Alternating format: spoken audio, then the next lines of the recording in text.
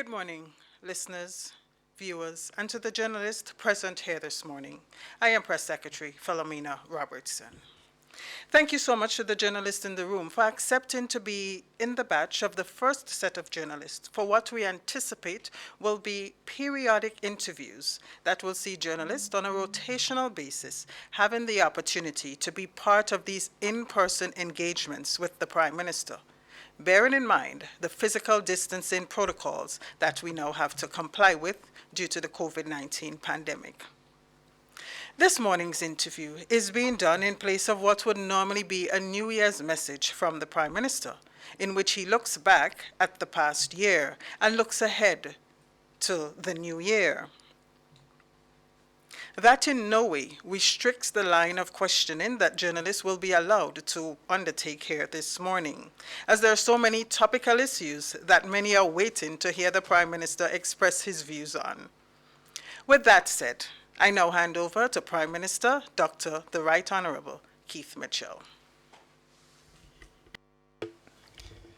Good morning to distinguished media personnel who have joined us here this morning for this inaugural session of this nature.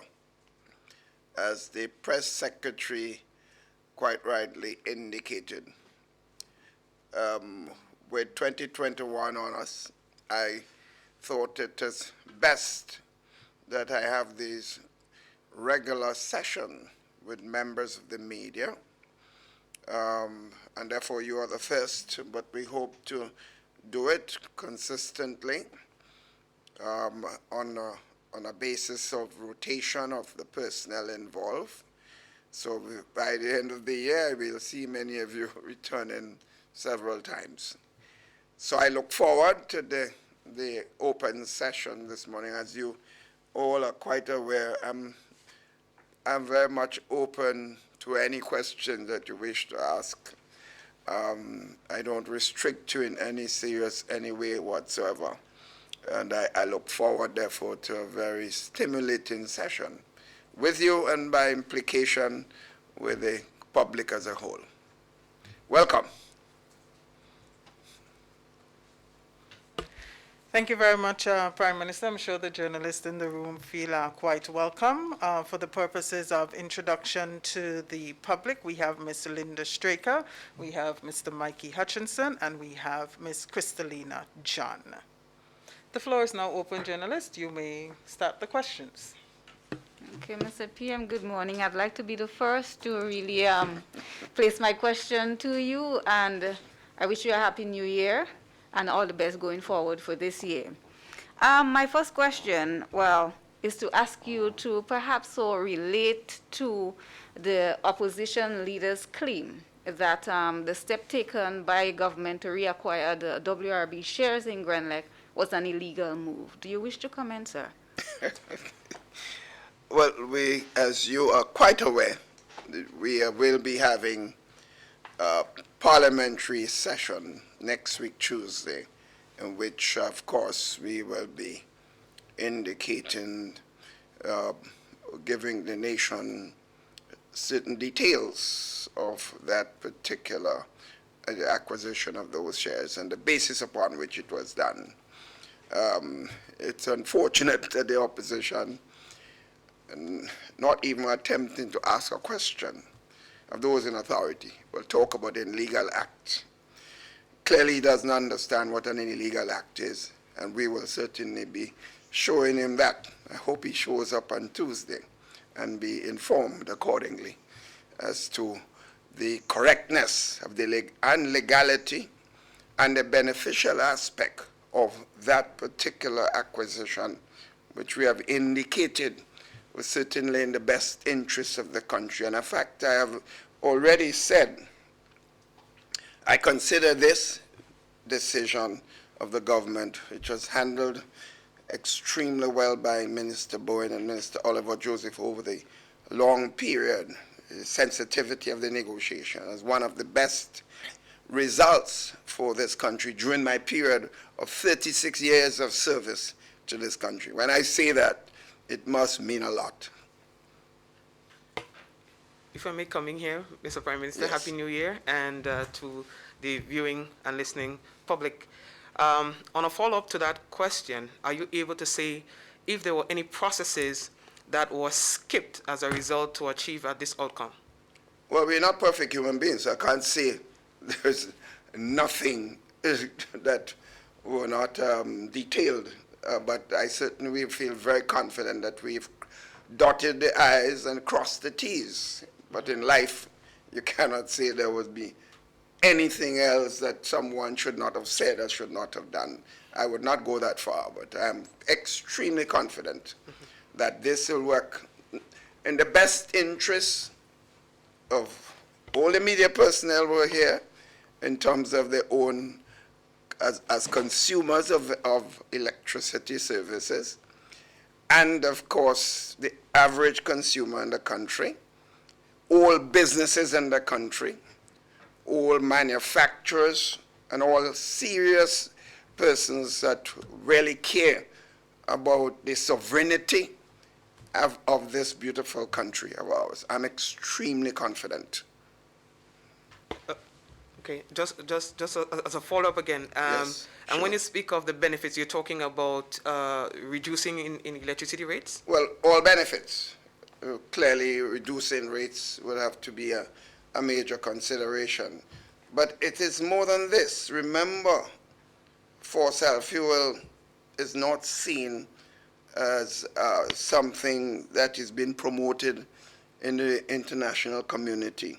All countries are signing on to ensure that we reduce the whole carbon output in their country, which fossil fuel is a major contributor of. And under the conditions that we had in this particular arrangement, the country was not able to utilize the availability of alternative energy, which of course will bring in environmentally better policies of as the country's environment is concerned. And at the same time, you will know that investment in solar and other forms of alternative energy will in fact reduce the cost of energy fuel to the company, and at the same time will result in a general cost reduction as a whole. Good morning, Mr. Prime Minister, and Happy New Year. Do have a lot of questions, but it started Sure. off on Grenada, so I will Yes. revert to my Grenada Sure, questions. sure. I have three direct questions as relate to Grenada. First of all, well, we were aware that negotiations were taking place since the tribunal judgment in March. Yes. It had to conclude on December 29th. Can you share with the public what would have been the penalties if we did not have a finalized agreement by then? What was the possibility could have happened to Grenada? And now that it is in the hands of government, the Companies Act provides for certain things to be done. Can you tell us how soon there will be a shareholders meeting as to appoint some form of management going forward, and what is the structure now? And thirdly, as you pointed out, one of the questions that keeps on coming up from social activists, whether they're online or whether they're on radio, is they're claiming to look through the budget of both 2020 and 21 and cannot come up with clear areas where the state could have been able to transfer monies. Can you share examples of where money was removed from to fulfill it? And at the same time, can you tell us the CBI regulation provides for 40% of monthly income to be shown into the contingency account, as was provided for in the regulations of the CBI law. How much money is in that account presently? Remember, I'm no longer Minister of Finance, so I would have update information. And remember, I did indicate, in going to the last question first, I did indicate there would be a parliament session, and all this information that you're asking would be provided in details to the country in terms of the payments, what is made. But remember, there was one category of budget. I don't understand how this seemed to be such a unknown fact to many people, because I've heard all sorts of speculation. There is one thing about in the budget, debt payment is one vote. If you look at the debt payment schedule, you see there is a vote called debt payment that is part of our budget process.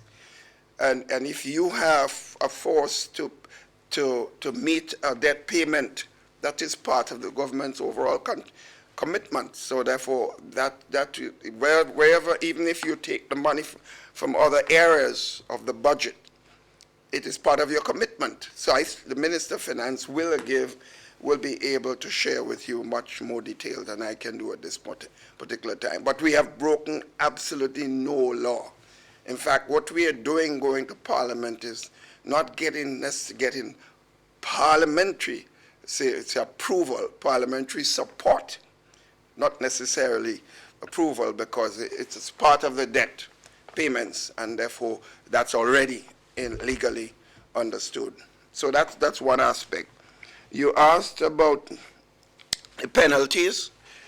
Yes, clearly, if you have a judgment payment, which is what part of the debt I was talking about, a judgment on the country, and it's well known.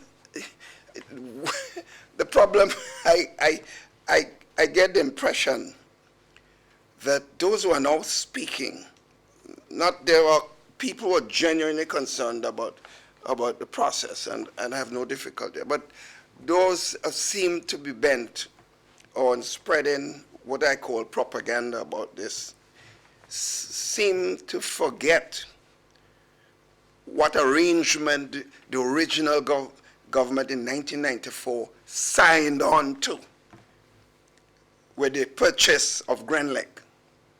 They forget conveniently. And this is why I'm looking forward to that session next week, Tuesday, when I will, in fact, the Minister of Finance will do his part.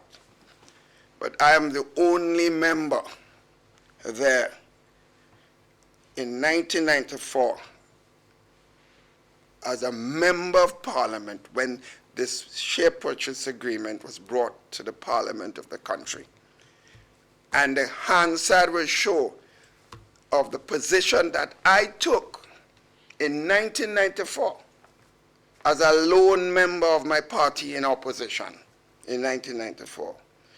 I will detail, I've already sought to get the Hansard so the nation would hear exactly what I said, and it almost turned out to be a fortune teller in that sense. So it was known that any change the government signed on to, any change in that purchase agreement, the force majeure clause will be in fact initiated by the buyer. And it means that we will be forced to buy back. The buyback decision was not a government decision. In a time of pandemic, where we have serious issues to deal with, we would not want to spend that kind of money to buy back any national asset. So we were forced to do it. And had we not done it, several penalties, of course, the name of the country would be brought into disrepute. No one wants to know that an international tribunal indicates that the government must pay and that we refuse to pay. That has serious implication to the image of the country. They can't come and, they won't be able to come and take us and sell us individually, but they certainly can do a lot to embarrass the government and the country. And I would not want to be part of this. So clearly, that was certainly a serious consideration. There's another factor. It will create a further bad blood between the government and the shareholder, major shareholder involved. And clearly, when the minister explained in Parliament next Tuesday, he will show. Had we not attempted to negotiate under the conditions that we both agreed to and met those commitments, the price that we would have to pay could be as much as 83 million US dollars. So we got serious reduction, literally almost 20 million US dollars, by being able to meet that commitment. So all Grenadians should be praising the government, and particular Minister Boyd and Minister Oliver Joseph, who negotiated seriously for that concessions that we got.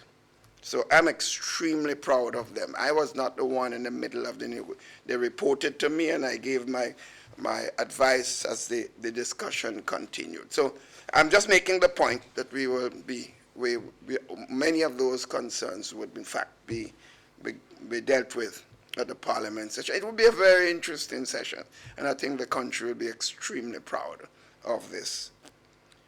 The shareholders meeting, as the Minister said already, he's the one who will be working in dealing with this. There will be a meeting of the shareholders. They have to appoint persons to represent the shareholders on the board. That has not come before Cabinet yet. So that should be done very shortly. A meeting would be held accordingly with the shareholders. But we have already made it clear, and the Minister repeated it.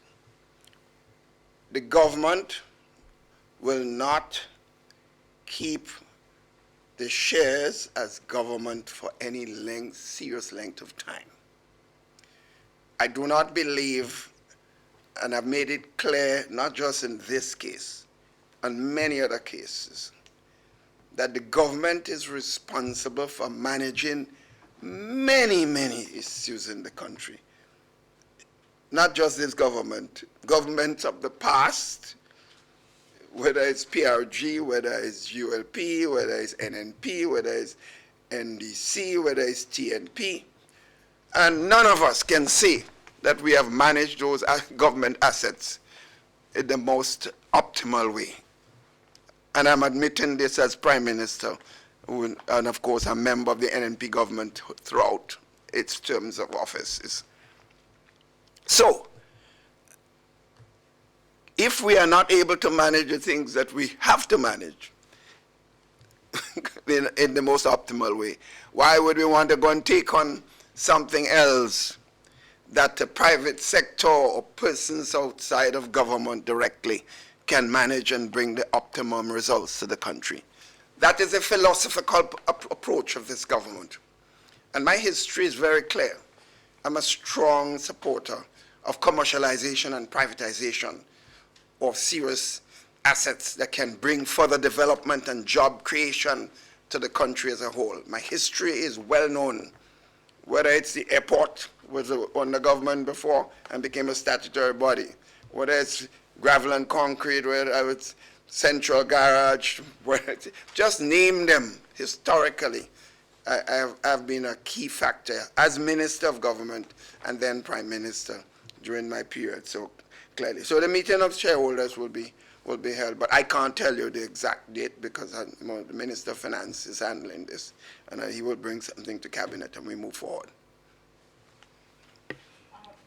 Just last week in an interview on WFM Radio, Minister Oliver Joseph mentioned that companies would had approached government to obtain certain block shares. In one case, he said there were 50% requested, another company requested 30%, but government is saying no. Is there as a thinking now, I know you will be awaiting for that management company and accountant to give better and more professional suggestion, but in the thinking of government, is there a limit as to that will be set for persons to own shares within the remaining shares they now? No, we haven't set any limit, but certainly we will not have one person or group owning majority shares in a national monopoly asset of the country.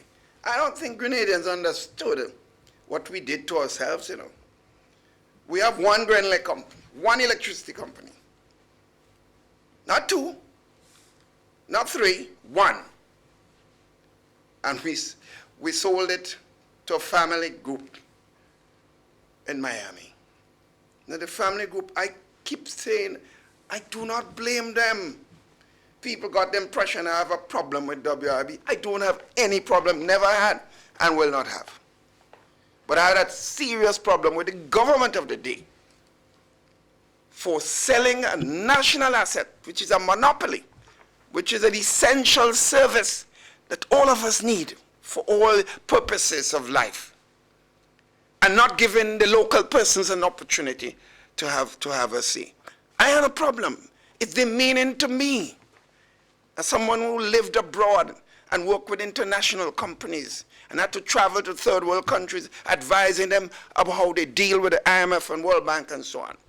And to come here and have my own country sell out itself, its sovereignty, to a private company. I have a serious problem as a man, as a Grenadian. And I have a problem with any Grenadian. Forget the politics. Any individual Grenadian who is telling me that this was a right decision. I got a problem. Whether they mean NP supporters or NDC supporters, I have a problem. Because I have certain things that are embedded in me. I watch life outside. I know how some of us have thought about. And I am not going to sell my dignity to anybody. I'm telling you this. Mr. PM, I wish to divert a little from the whole Grand Lake issue. And Yeah, to because we ask, spend all the time on this morning, and I'm not the Grand Lake man now, you know. So the Grand Lake man will give you a lot more.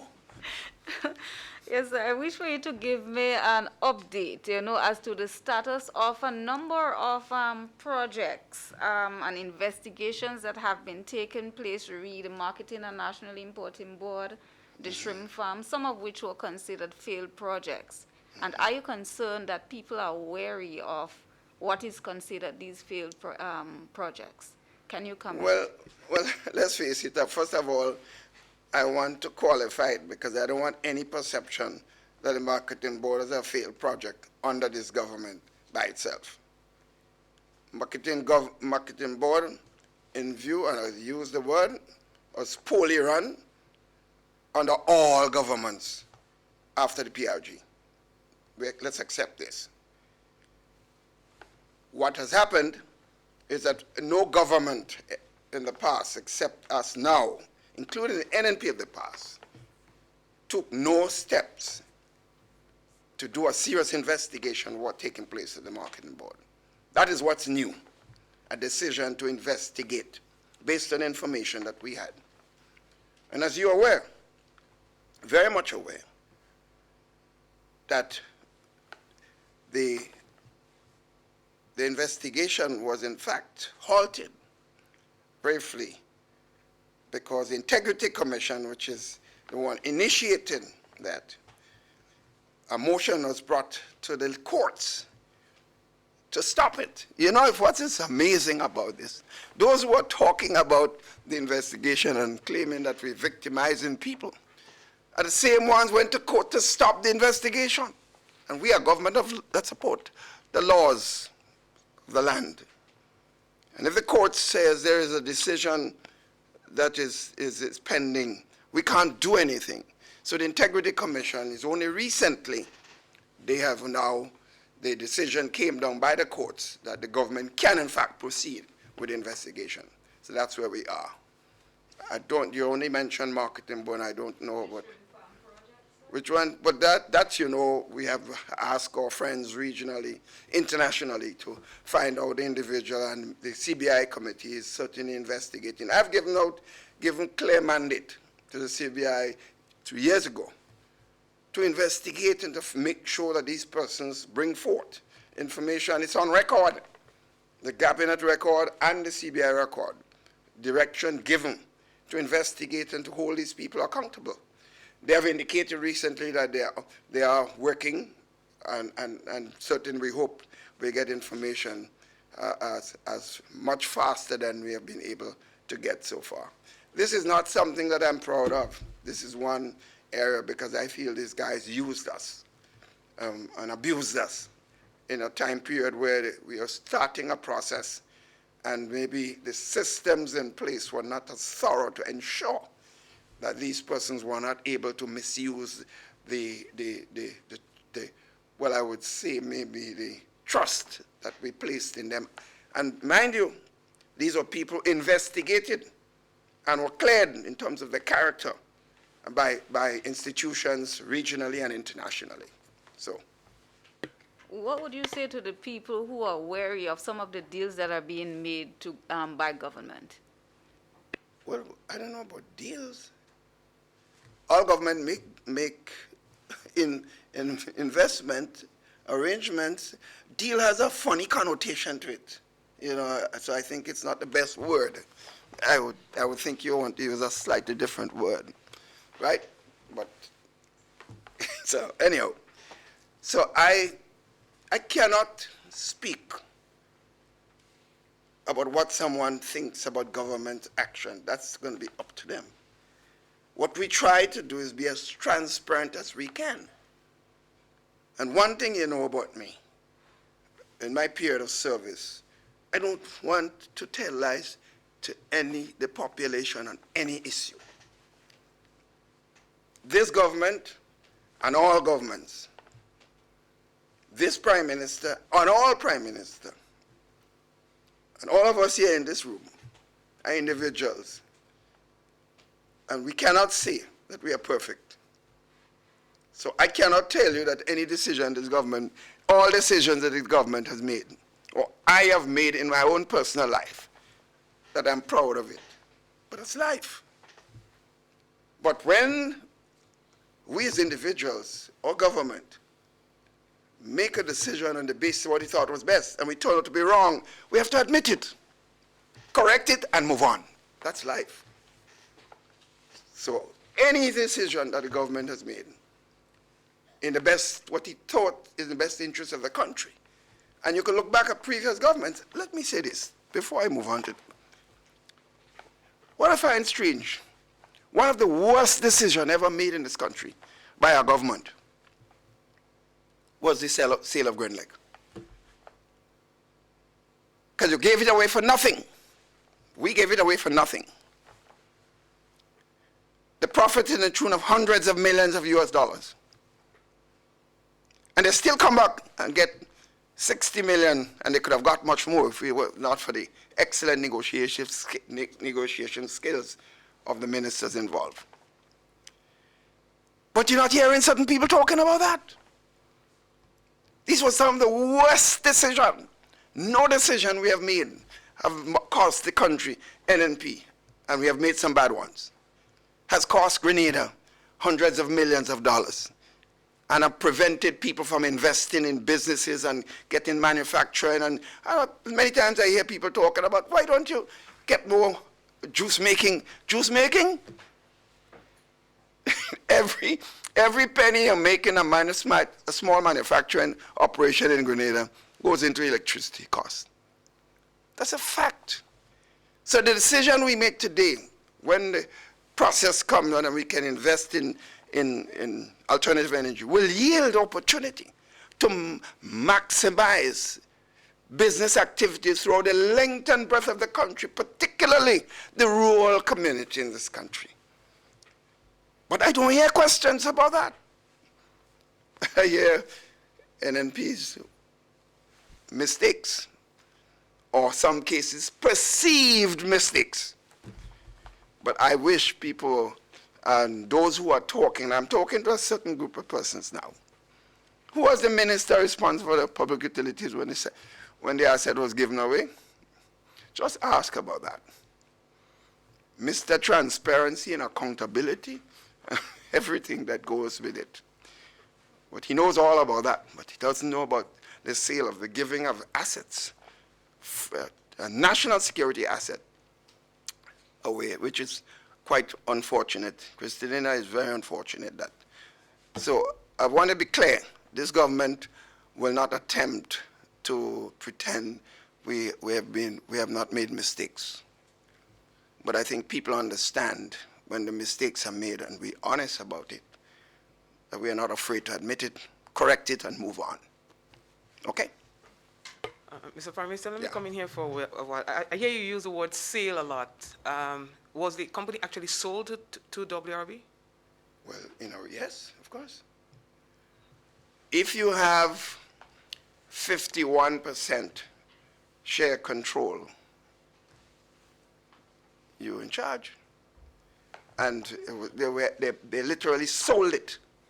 But what is worse, the arrangement then said that they could only buy 51%. But the minister will tell you, appears that additional shares were bought by some company, and I use my word carefully now, who may have had close relationship with WRB. He may be stronger than that, but I'm using that word to avoid any possible legal considerations. Okay. So it appears to have they had more influence on 51%, more influence than the 51% that they acquired. So I think it's important to recognize. So yes, sale, you have to say sale. That's why we had to repurchase. Okay. All right. As it relates to business, I see you speak with a lot of passion about Grenada, and I am the owner of a very small business. Yes. And I feel like there should be more consideration for small business in terms of importing, some of the things that you would need, equipment and so on, so that you can help that business survive. I've spent thousands of dollars within the last few months just getting basic things like microphones and so on as a small business, and that's just me. And I hear from others, particularly import duties. Is there anything that you can promise the young people like myself who's trying to make it, that your government is going to consider making things a little more easier for them to survive? Well, I think the history is clear, Mikey. We go out of our way to enhance and support small businesses. In fact, we have created avenues of resources directly, not just concessions, where in the GDP, the terms for getting small business loan is very liberal. And in fact, have encouraged people, whether it's fishermen, agricultural sector, and so on, farmers and so on. We have encouraged them. But we also make it clear, you know what happens when everybody believes that the government is the one that is giving them a loan. The perception always is they don't have to repay it. And there is also a concern about repayment. But we are satisfied that it has helped a lot of businesses in general. Now, the concessions, certainly, we have given concessions to small business.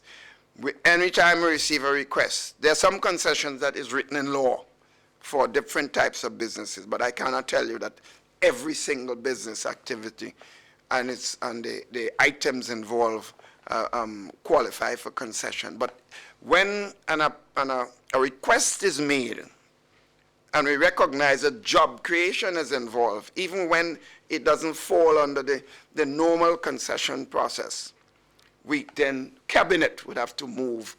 And therefore, if we get a request for such concession and it is creating jobs and opportunities, we'll have to have details of this. We certainly will help. Because the more jobs you create, the better for the government. And less problems for those of us who are parliamentarians when people come in to us and asking for help and asking for personal support. Okay, Prime Minister, I want to switch a little over to COVID-19.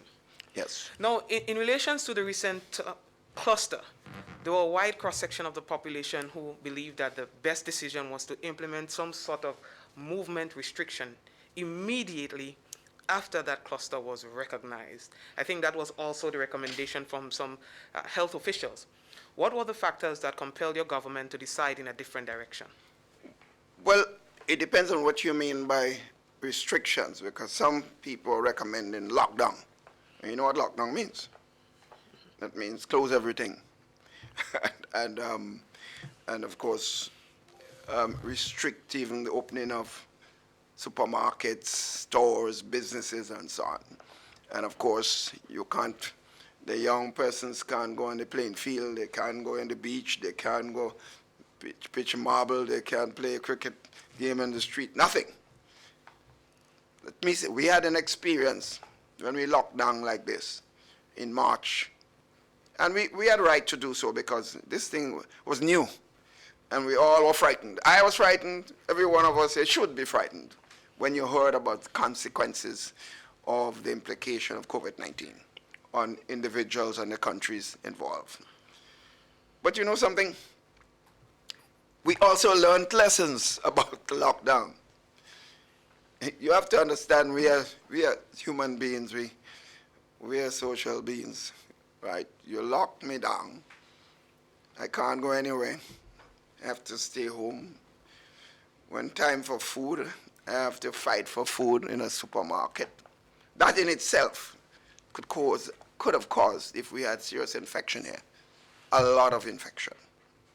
So we learned a lesson of this total lockdown business. And not only that, I remember, and I would always repeat this, I was in discussion with, I avoid clusters of persons in, not like, that's one of the problems I have as an individual now, because my politics is about interaction with people, hugging and laughing and playing with guys, dominoes all over the place. But I am to protect myself and lead by example. So I remember a session with some young brothers, I wouldn't say where, and we were talking, but then they was talking about the problems they were facing financially and jobs and so on. At the end of it, they said, one brother said to me, Doc, you know something? Do everything, but don't lock us down again. That's hard. You know that I left there understanding what the brother was saying. So when this whole idea of a further lockdown and close down everything and so on, like what we did before, I said to people, listen, in a decision, a lockdown, or any decision we make to restrict rights of people, there are 4 major issues to look at.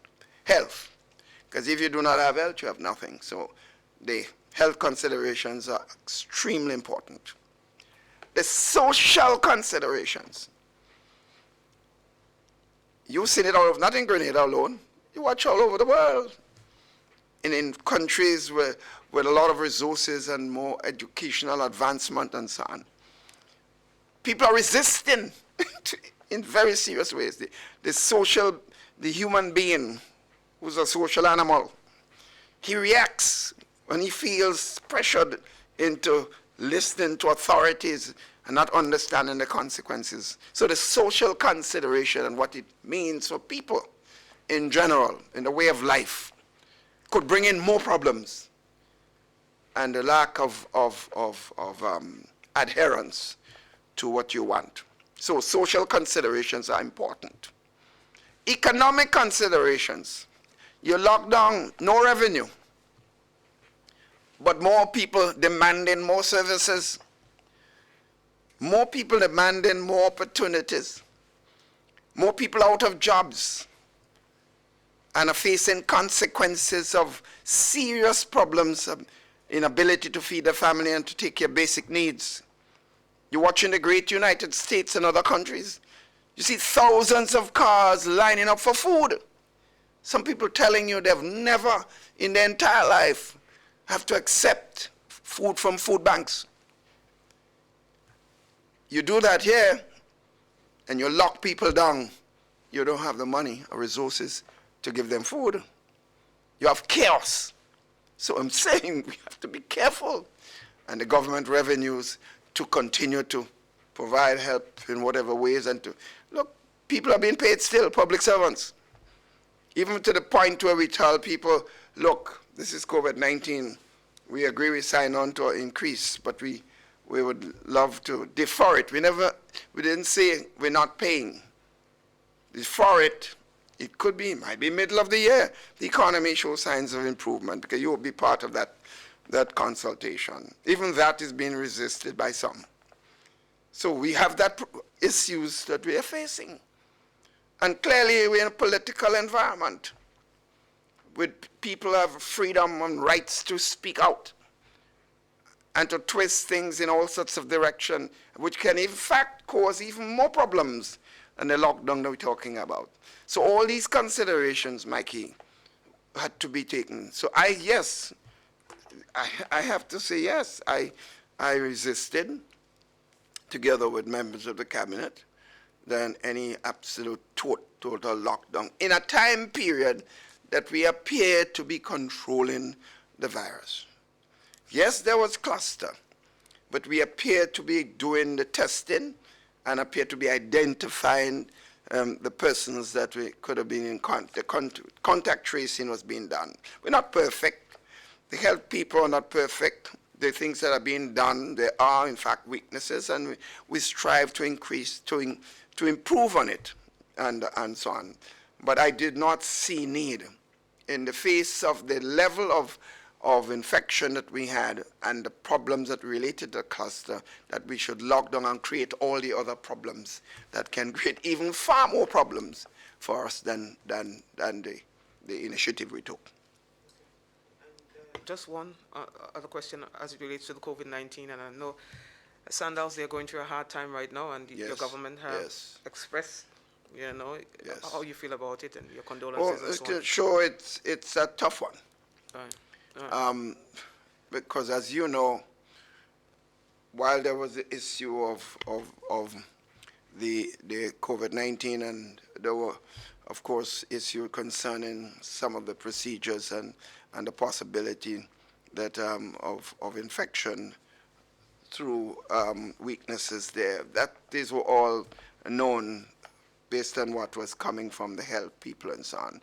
We have to accept the fact that Bush Choate, as an individual, as an innovator, a Caribbean national with interest in promoting development in the Caribbean. And when he came here and invested in building Sandals, I was not in government. And it was a very liberal sets of concessions that were given. Now, I myself thought the decision was too liberal. But you know, I told Bush, I said, while I disagree with some of what you asked for and got, I am not going to say a word publicly. Unlike some of us in politics on the opposite side. Anything the NNP does, no matter how good it is for the country, we run our mouths. I don't believe in this. So I express a private view, but I gave my public support because jobs are being created for the country and so on. So he brought in hundreds of jobs to the country. So I always respected him. And over the years, he has been there with us as a person. And when he came he called me and of members of the government and said he understood the seriousness of the problem we are facing with all the hotels being closed. And he said, Prime Minister, I want to give you a good piece of news. Sandals is going to take the risk to reopen the hotel and bring back over 600 workers.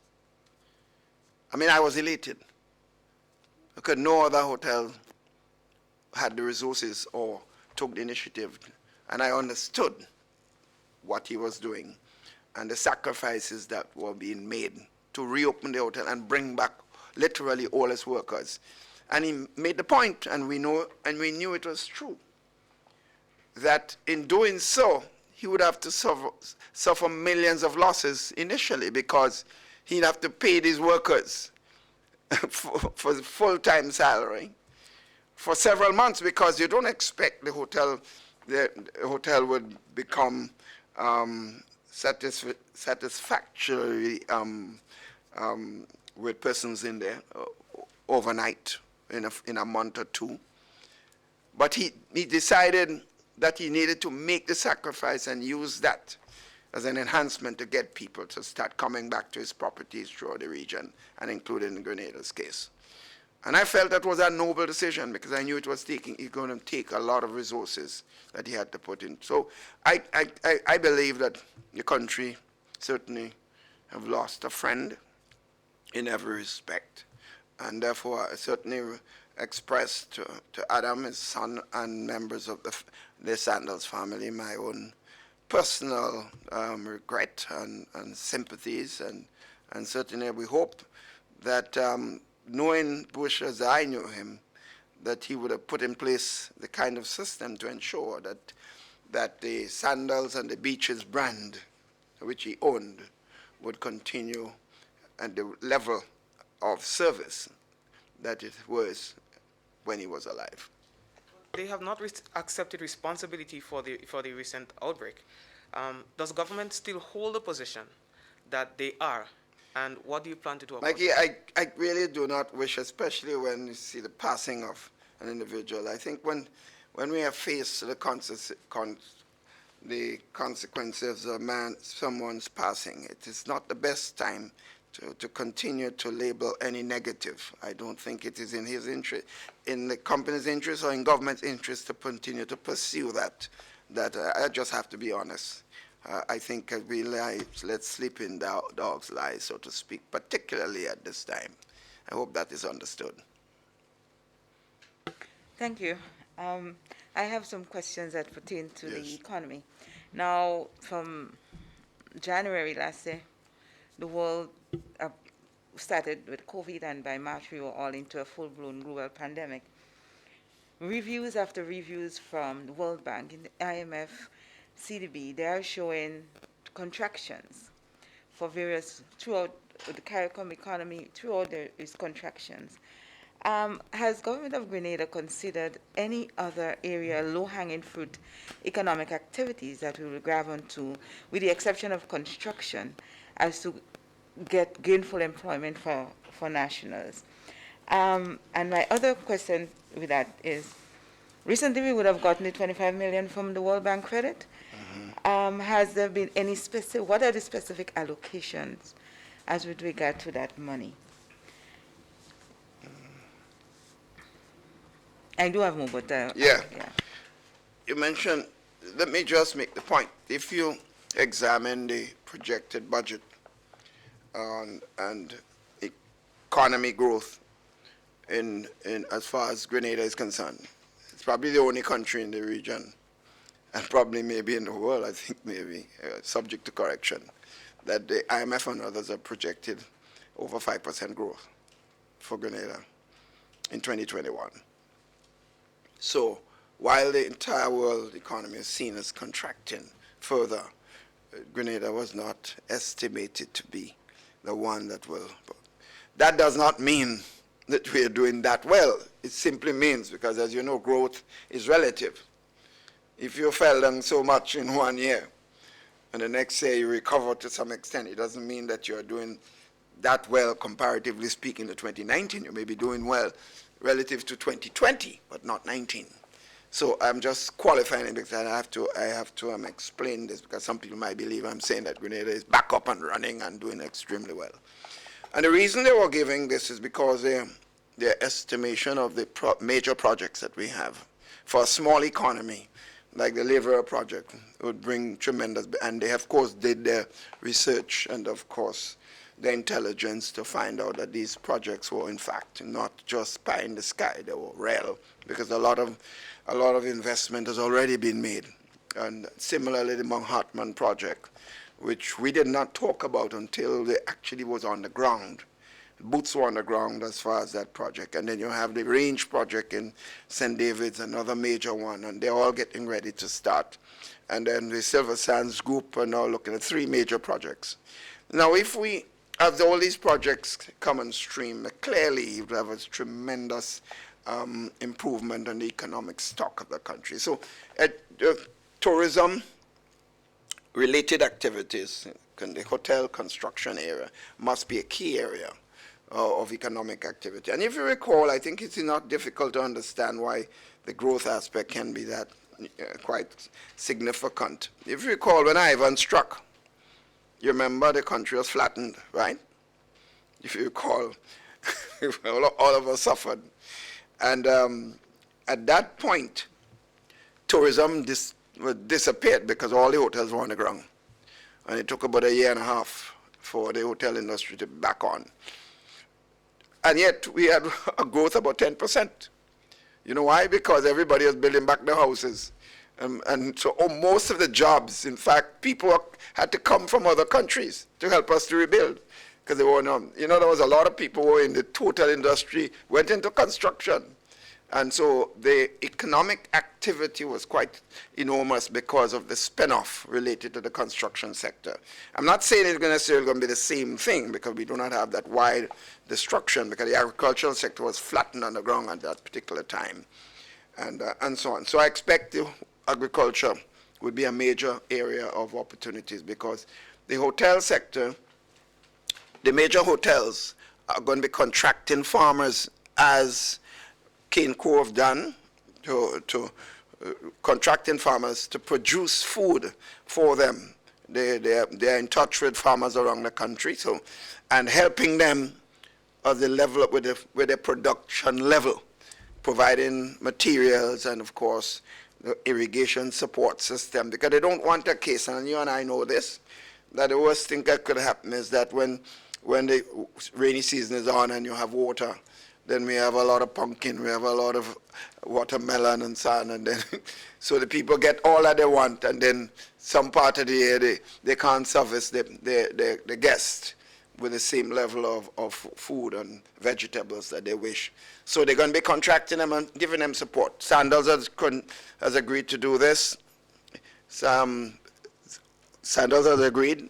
The Liverer Group has agreed to train workers. Rangers said they're going to be, maybe a year into their contract, they're going to be hiring young people and training them. So when the hotel is open in a year and 2 years, there will be trained staff. So a lot of young people will get opportunities as the hotel. Similarly, in Manhattan, as you know, Manhattan people have already started hiring persons, and they're going to be involving with, as a group, the other hotel facilities to the hotel school, training people, young people, for opportunities in the hotel industry. And there are several categories of opportunities that are involved. So I'm optimistic.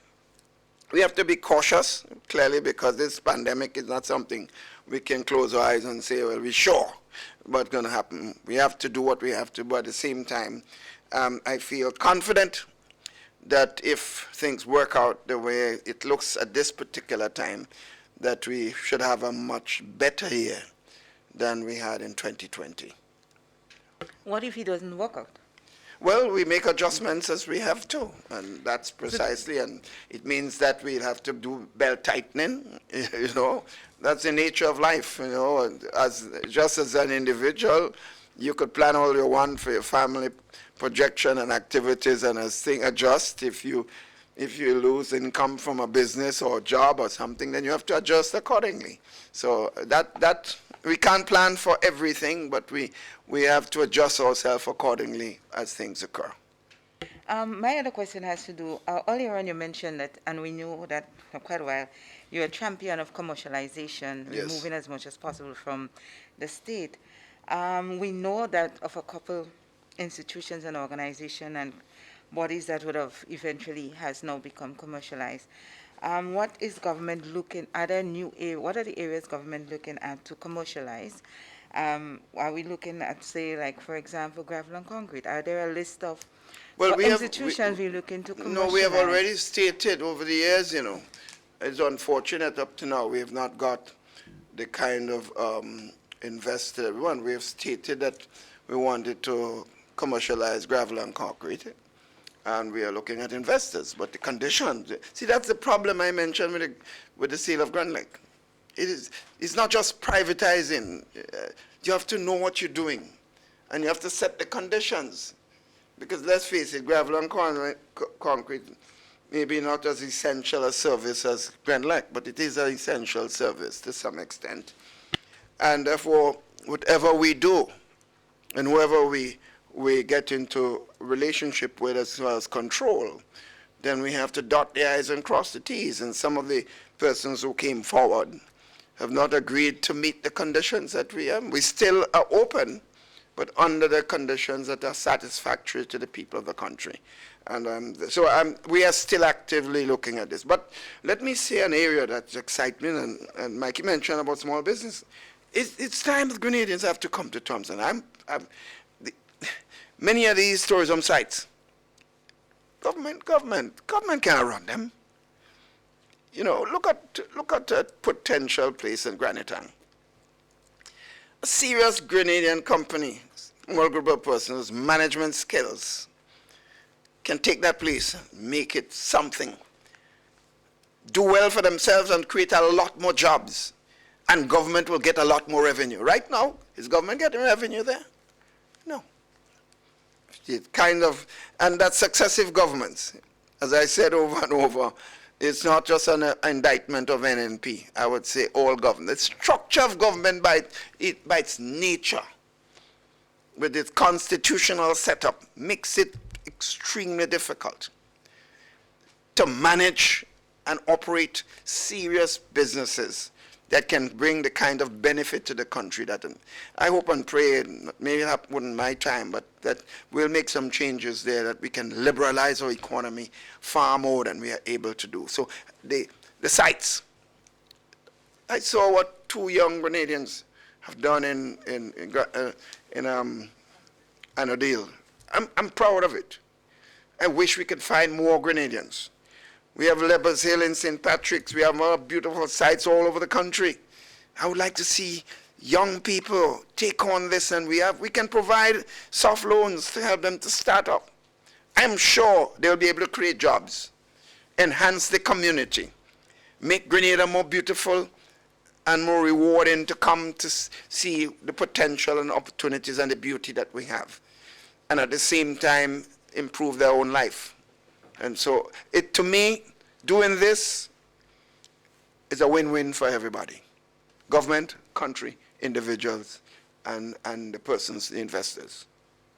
So I give you 2 areas. I'm sure there are other potential areas of opportunities.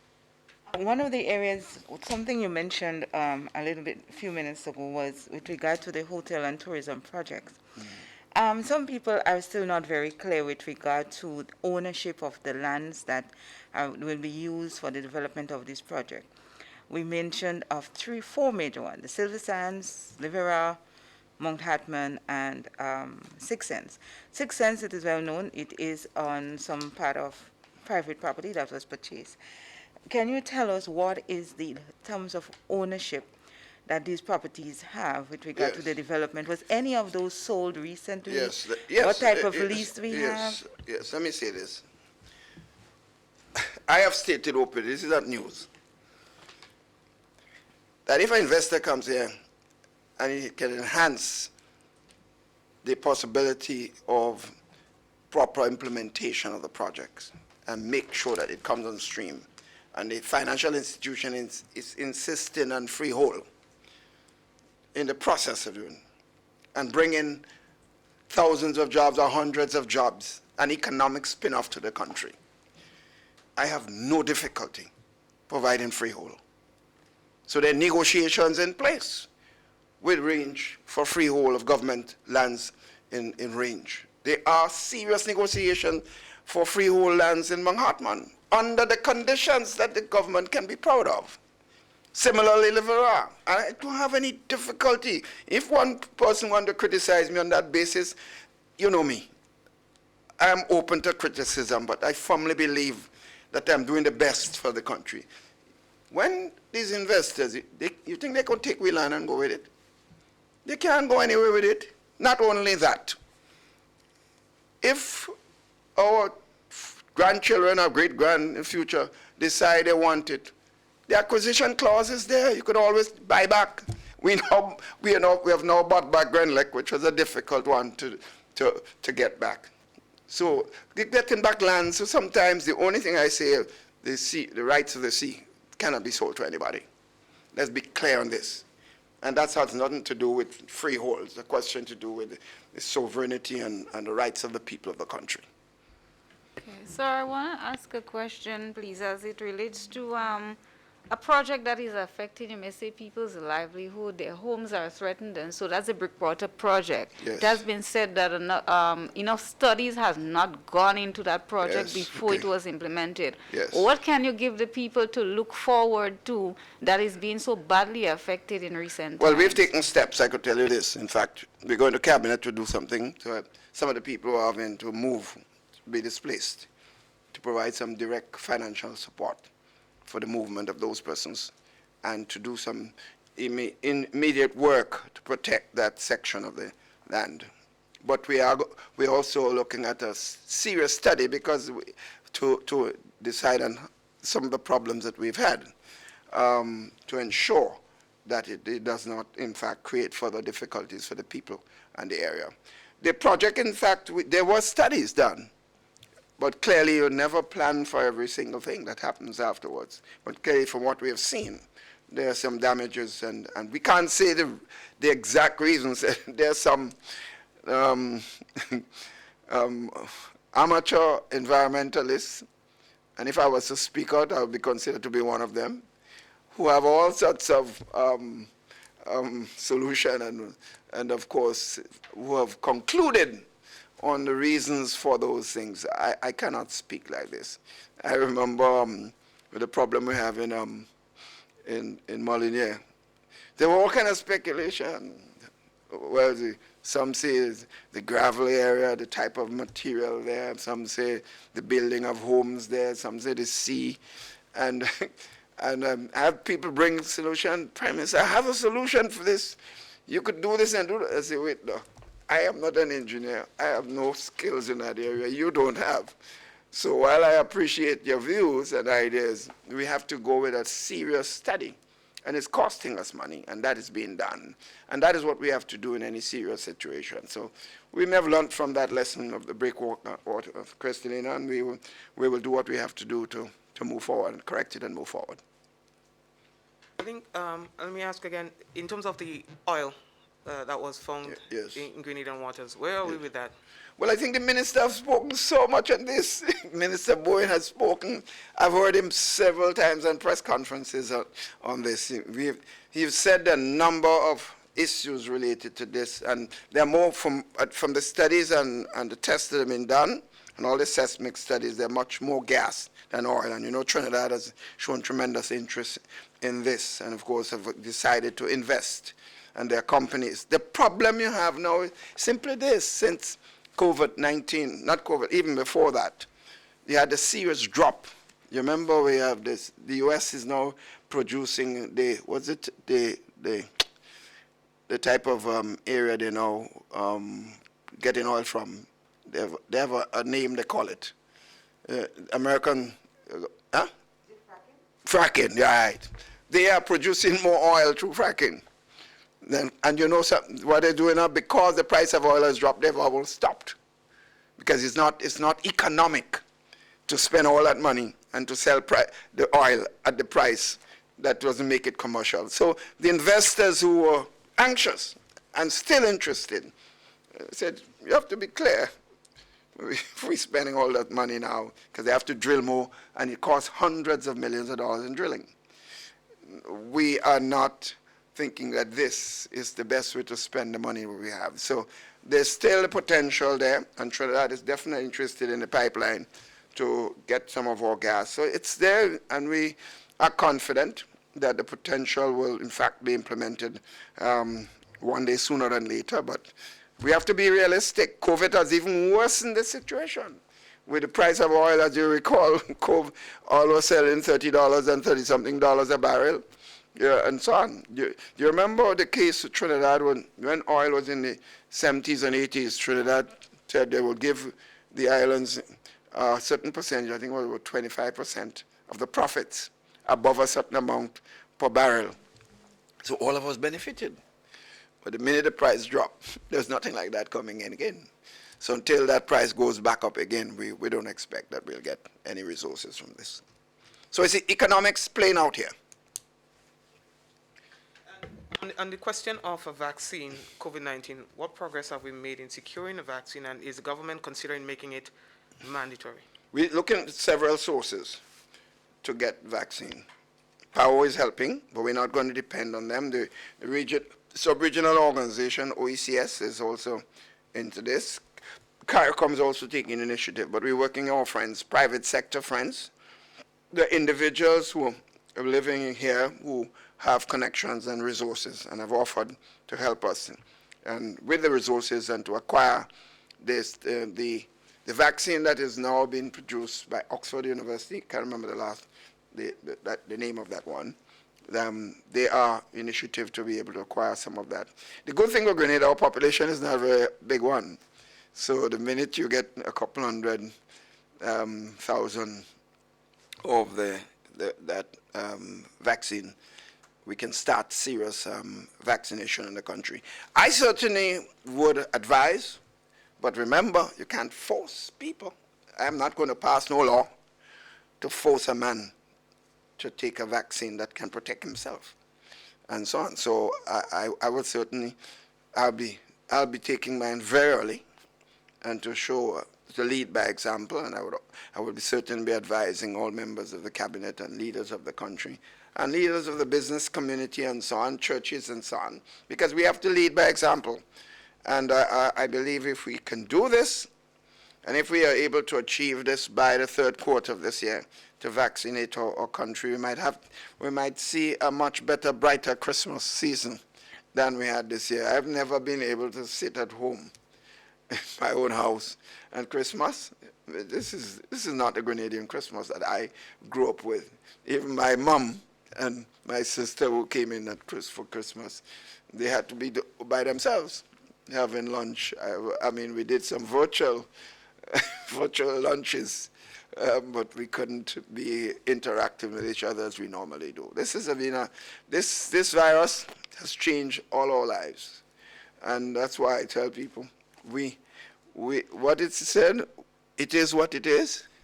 My friend Trump, famous word, it is what it is, but we have to cope. Just one, as you brought it up. You brought it up. I wasn't going to go there. I'm sorry I brought it up. I'm sorry I didn't. I wasn't going to go there. But since you brought it up, well, we all saw what happened at Capitol Hill yesterday. What's your comment on that?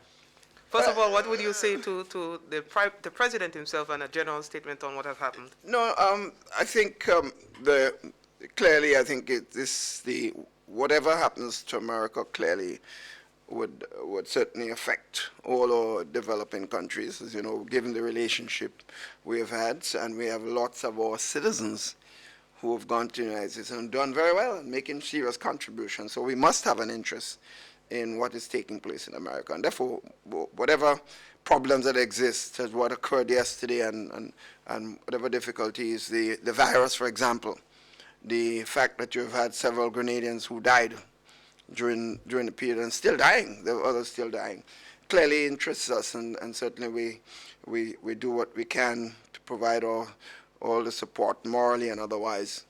But I think the American public they clearly have to deal with this. And I am one who firmly believe that if you have to be a good leader, you have to be a good loser. That's my fundamental philosophy. I don't think, and I say this to my own members of my team. Yeah, I remember when we lost the election in 2008. Some members of my team, oh, the thief, they this. And they want me to, I say, listen, mister, if they thief, they are right to thief. You have the right to do what you have to do to make sure they don't thief. So stop that. And remember this, you hope to get back in the government one day. You have lost. You remember my statement after we lost? Go back and check it. I congratulated the government and said we wish them the best in the interests of the country. And whatever good deeds you do, I will praise you. But if you fall short, I would also have the right to criticize and to provide alternative. So I say that to everybody. And I say to my President of the United States, be a good loser. That to me, that's all I would say as an individual, and to wish the American people the best as they go forward. Because clearly, a stable and peaceful America is a good thing for Grenada and the rest of the world.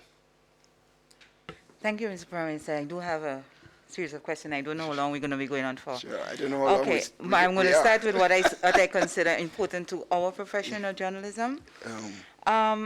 Grenada do not have freedom of information legislation enacted, but we did have draft. We do have a newspaper act, and we do not have digital services legislation. COVID-19 has literally not just speeded up, but forced us to get on board with that level of technology. What considerations are in there for the future for us with regard to bringing ourselves up to legislation? We do not even have data protection laws locally. Is these are among the amendments, laws that government is looking Well, to? we certainly would like to work with the Media Association and any major changes. And you know that over the years, I've always shown willingness to do so. And, you know, I've always ended up with the bitter end of the stick when I've stuck my head out to support this. And unfortunately, even when the persons who were in charge of the Media Association were involved in the finalization of the media bill that we wanted to go, they turned out when we were thinking of moving the next step, then they behaved as if every weakness that they perceive it to be, as if it was me who initiated it. And I told myself, for the next time we are involved, I'm not going out there and stick my neck out. I'm working with individuals, in institutions, to bring in something, because the media must also know it is in their interest to have a responsible act that guides their own profession. Because you and I know, just like you could say politicians have weaknesses, there's serious weaknesses in the media, and we have to accept it. But who is to make the changes? The media has to also be clear in dealing with some of the weaknesses. When I see some of the things that are out there in the name of media, I don't hear anybody talking about it. But let a politician make one mistake. You hear now it's all over the place. The only man that seems to take on our media is Trump. And I'm not necessarily saying what he's doing is necessarily the ideal thing, because certainly I'm a strong supporter of freedom of the press. And I say a lot of times, some of them I believe are highly irresponsible, because they report even before they check facts. But I say I prefer to hear their voices than to attempt to close their voices, because you would have the worst end of the stick if you try to do this. So I'm a strong supporter of the liberalization in that area, but I certainly hope that the media can work with the Ministry of Information and come forward with something that they both agree with. It's not about just the media, it's about the society and all of us and our children and grandchildren's future. Let's leave something for them. My other question has to do with the police force. 2019, would have seen from protests to defiance. We also would have seen police shooting. When I look at my notes, I don't think we had so much as to compare with previous years as we saw in 2020. What is your message to persons who happen to be affected by the police shooting, and is there a policy or strategy in going forward to deal with that level Well, of course, the human commissioner rights? is certainly working with his policemen to ensure that that one has to be very careful in questioning the use of force, and that's why the training of the police has to be crucial. Because force is not the first resort, it's the last resort.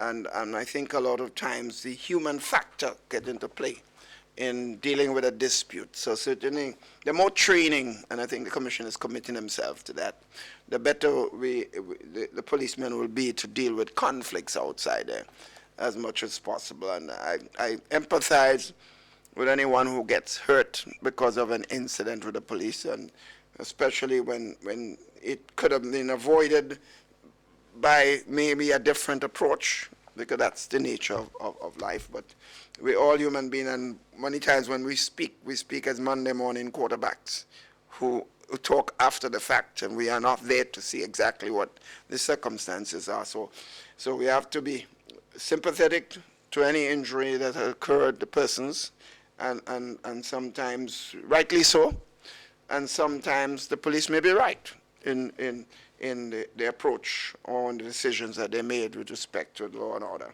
So training, more education, more development, and of course more understanding of the public with respect to their responsibility. If a policeman is doing something outside that you know that is not right, then report it.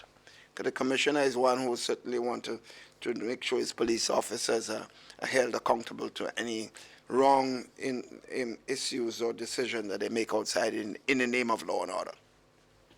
My other question has to do with It was also a heavily spoken about subject during 2020. It had to do with marijuana decriminalization Yes, and legalization. There is an announcement that there is a committee to look into yes, the yes. CARICOM recommendation.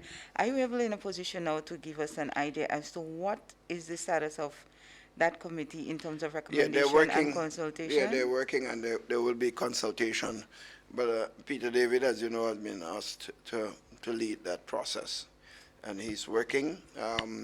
I would assume that sometime during this year that there will be some legislation, which after the consultation process. But I've already signaled my own position on this issue. Everyone knows my position with smoking, whether it's cigarette or marijuana over the years. I'm very clear on this over the years. But we have to come to terms that our views 20 years ago on one issue is quite different than it is in 2021 and 2020. And therefore, my position on marijuana use has evolved over a period of time. I'm not ashamed to say so. And I don't think, and as I said, to me it's a waste of um, court time and legal time to go arresting someone for a joint of marijuana outside there. I'm not encouraging it. I make the point I don't smoke, and I believe it's not the healthiest thing. Under certain conditions for medicinal purposes, it may be useful. But smoking by itself, whether it's marijuana or cigarette, is dangerous to the human health and human body. So I will never be a one encouraging the liberalization in every sense of the word and encouraging people to smoke, whether it's cigarette or marijuana outside there. Or even drinking too liberally outside there. All these are factors that can create serious health problems for ourselves. So the laws will come into place, and I think we'll have in place system to ensure that we don't send the wrong message, that it's free to just sell drugs, drink and smoke as you want and so on. I would not be part of that. Mr. Prime Minister, in terms of immigration, earlier this week we would have heard a news item with regard to somebody who entered Grenada as a refugee, and eventually Grenada become a third-party holding state, despite the person being charged for a violation of some sort of immigration act. Are you in a position? What I have discovered is that over the years, Grenada has been a third holding party because we have not signed on to all the convention as with regard to refugees and keeping them and so forth. But are you in a position to tell us whether or not we would have had, how much refugee holders we would have had for the past these few years, and in terms of persons who have been deported to the country for 2020 during the pandemic, how much persons we would have had been deported to the country, and how much Grenada sent No, away? I don't have that data, but every now and then we get persons that have been deported, and of course we've always said to our bigger friends outside that they ought not to be just deporting people and not informing us, because many of the persons who have been deported, at least some of them at least, are homegrown in those countries. And I don't think it's fair that you help to develop them in your environment to be what they are, and give them the skills that can, in fact, that you do not necessarily want, and then you send them back to us, and we are not in a position with the resources and social and other issues to cope. So we've been always saying you need to inform us and help us in the process with some programs that can help to reclimatize these individuals back in our society and be able to help them to live a life of more involved in supporting themselves responsibly than necessarily getting involved in criminal activity. So that's one. I have had, to tell you the honest truth, I don't remember more than one case only recently that was brought to my attention. And I remember we have investigated. I believe we have moved to deal with it, but I don't want to be absolutely sure what has happened. I can't remember exactly what the decision was. I believe we may have, based on advice given, we may have agreed to allow the person to stay for not no, maybe I should stop it because I can't remember the exact situation. But I know one came to our attention and we would have been dealing with it. I do have one final question because Yes. I know we're coming to wrap up. Yes. And this has nothing to do with the state, but more or less to reach your political future.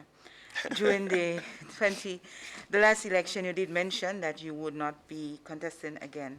Have you finally made a decision as to that you will not be contesting the next election? And how soon will you be No, presenting a new leadership to the Yeah, party? I think the decision has been made. I would have preferred not to have. I think there are rationale based on my own colleagues' views and general perception, and this might be the right time after the next election to hand over the reins to someone. So it looks likely, highly likely, that I will certainly run, unless, of course, I have some health issues or physical problems, and I'm sure you recognize that I don't look too badly.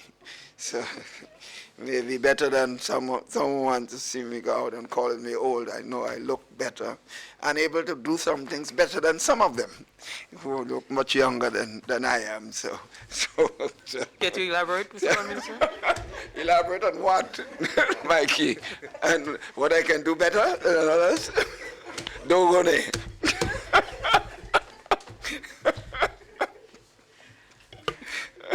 All right, colleagues. All right, Prime Minister, I think this was a nice light note on which to wrap up this, this interview. I'd like to thank the members of the media who were present here this morning for this first in a series of what would be periodic in-person engagements with the Prime Minister, as we would have indicated.